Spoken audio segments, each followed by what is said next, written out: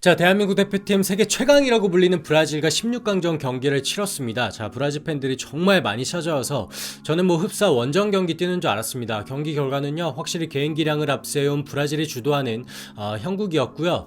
1대4. 진짜 좀 아쉽게 패배를 하고 말았습니다.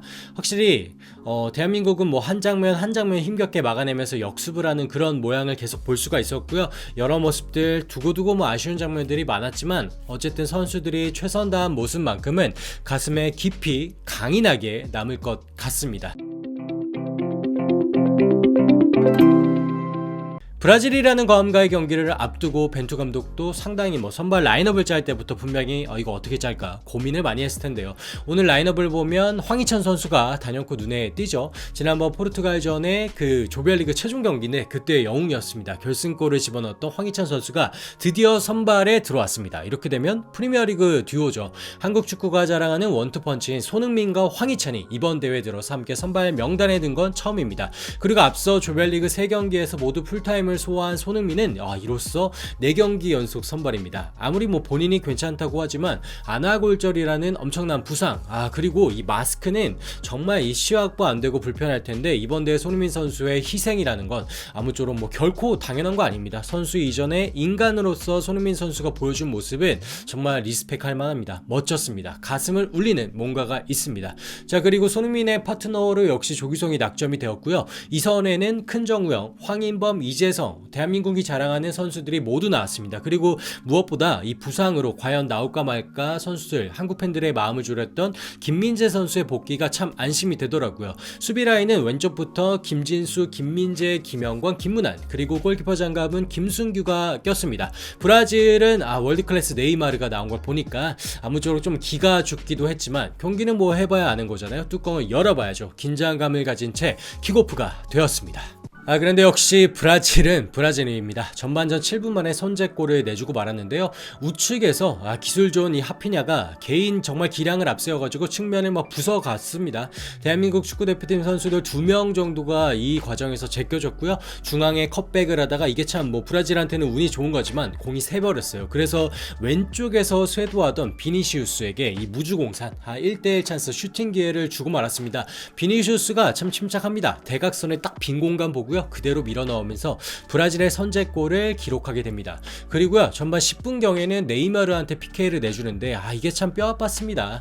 정우영, 큰 정우영 선수가 골을 걷어낸다는 게 그만 이 토트넘의 히샬리송, 이 선수가 진짜 센스 있게 정우영 선수 앞에 왔고요. 정우영이 이걸 못 보고 히샬리송의 발 쪽을 걷어찼어요.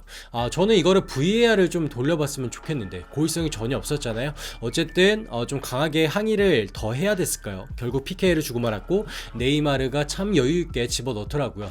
거의 초반 10분 만에 2골을 얻어맞은 경우가 되어버렸죠.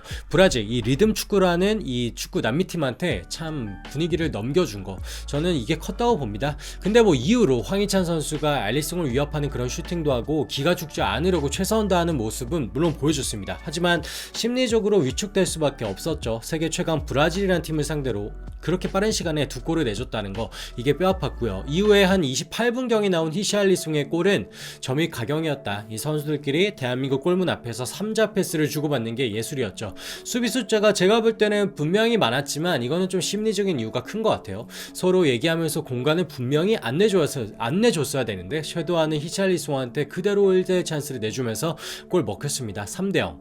사실 이 순간부터 좀 경기 결과가 좀 넘어갔다고 보는 게 맞을 것 같고요. 해결책을 찾아냈어야만 하는데 브라질 선수들이 게임하듯이 드리블하는 거 보고 있으면 오히려 감탄이 더 나왔습니다. 징그럽게 잘한다, 미울 정도로 잘한다. 아니, 조별리그에 그렇게 부진했던 모습은 뭐야 도대체.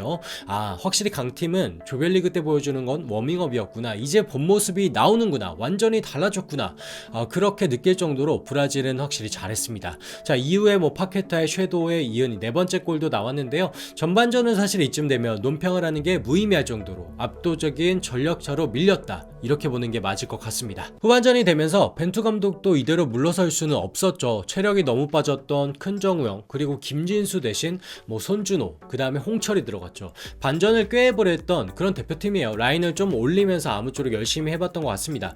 안정환 의원이 그랬나요? 이 시간이 분명 다시 돌아오지 않는다고요? 지나고 나면 후회할 수 있잖아요. 그리고 브라질 선수들도 참 각자 어떻게든 골 더 넣으려는 모습이 웬만하면 4대0 정도 되면 뒤로 물러서서 장굴만도 한데 끊임없이 공격을 하더라고요. 대한민국 대표팀이 종종 이 과정에서 뭐 하피냐 히샬릭송 놓치는 모습들이 좀 목격이 되었는데 체력을 진짜 조별리그에서 다 쏟아 부었구나, 지쳤구나, 고갈되었구나 이렇게 느낄 수 있었습니다. 실제로 경기 뛰고 3일 뒤에 바로 하는 경기라서 말이 안 되긴 하죠. 브라질은 이번 경기를 위해서 로테이션을 돌렸죠. 상대적으로 쌩쌩한 게 사실이었습니다.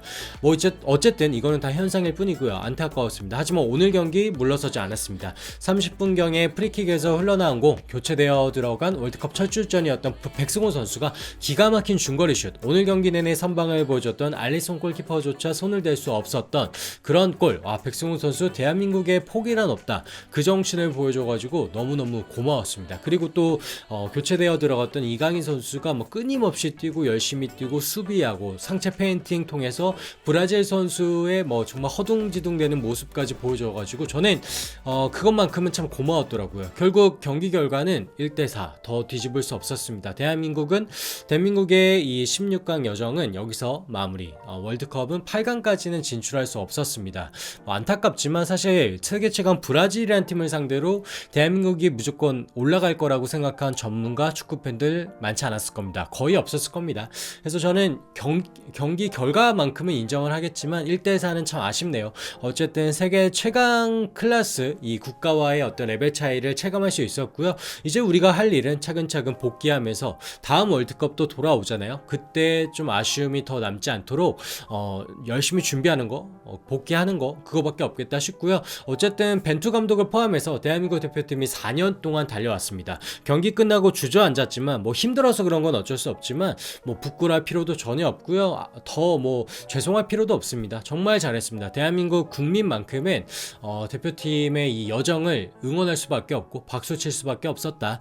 대한민국 대표팀 선수들 정말 수고 많았다라는 말씀을 전해드리고 싶습니다. 대한민국 선수들 정말 파이팅입니다.